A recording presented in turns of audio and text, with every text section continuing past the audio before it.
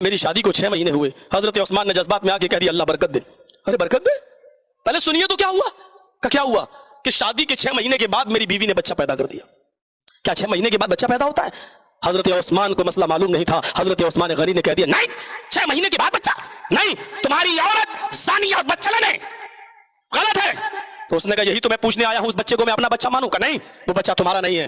موقع کی نزاکت کو آپ سمجھ رہے ہوں گے، مسئلہ پوچھنے والا کیا پوچھنا چاہ رہا ہے، یہ بات آپ کے ذہن میں ہوگی۔ میرے بھائیو، اس کا یہی مقصد تھا کہ شادی کے 9 مہینے کے بعد بچہ ہوتا ہے، لیکن میری بیوی نے 6 مہینے کے بعد بچہ، اس بچے کو میں اپنا مانوں یا نہ مانوں؟ یہ بچہ حلالی ہے یا ناجائز؟ اس کو میں کیا مانوں؟ حضرت عثمان نے کہہ دیا بچہ ناجائز، اور سونے پہ سہاگا۔ یہ دیکھیے کہ صبح جمعہ تھا، دوسرے دن حضرت عثمان غنی نے منبر کے اوپر کھڑے ہو کر خطبے میں اس عورت کو سنسار کرنے کا حکم بھی دے دیا۔ اس عورت کو لایا جائے اور سنسار کر دیا جائے اگلے جمعے کو، کیونکہ اس عورت نے غلط کیا ہے۔ حضرت عثمان غنی نے خطبے میں یہ کہا، خطبہ ختم ہوتے ہی حضرت علی نے کہا عثمان غنی سے امیر المومنین آپ نے غلط فیصلہ سنایا۔ حضرت عثمان نے کہا کیا 6 مہینے میں بھی بچہ پیدا ہو سکتا؟ ہاں۔ حضرت علی نے دلیل دی کہ قرآن کہتا ہے، اور سنیے دلیل، بس اب آئی ہے پرچی ختم ہونے کی۔ میرے بھائیو سنیے اس دلیل کو۔ حضرت علی نے کہا دودھ پلانے کی مدت قرآن بیان کر رہا ہے، کیا کہتا ہے کہ عورت دودھ پلائے کتنے مہینے؟ حولین کاملین، مکمل 2 سال تک۔ والوالدات یرضعن اولادہن حولین کاملین، مائیں اپنے بچوں کو کتنا دودھ پلا سکتی ہیں؟ 2 سال۔ کہا امیر المومنین دودھ پلانے کی مدت کتنی ہے؟ کہا 2 سال۔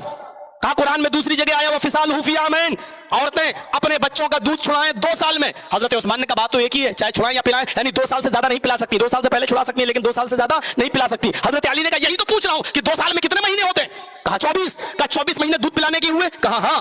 کہا میں تو بچے کی عدت پوچھ رہا ہوں، بچے کی مدت، حمل کی مدت بتاؤ آپ، 6 مہینے کہاں؟ حضرت علی نے کہا اب بتلا رہا ہوں، جب دودھ پلانے کی مدت جب 2 سال یعنی 24 مہینے، تو اللہ نے قرآن میں تیسری جگہ فرمایا ہے وَحَمْلُهُ وَفِصَالُهُ 30 شَهْرًا، حمل کی مدت اور دودھ چھڑانے کی مدت، دونوں مدتوں کو جوڑ کے کہا کہ 30 مہینے۔ کتنا؟ 30 مہینے۔ حمل کا بھی لفظ آ گیا اور دودھ چھڑانے کا۔ حمل کی اور دودھ چھڑانے کی مدت کتنی ہے؟ 30 مہینے۔ 30 مہینے میں 24 مہینے دودھ پلانے کے الگ کر دیجئے، تو 30 میں سے جب 24 کو آپ مائنس کریں گے تو کتنے بچے؟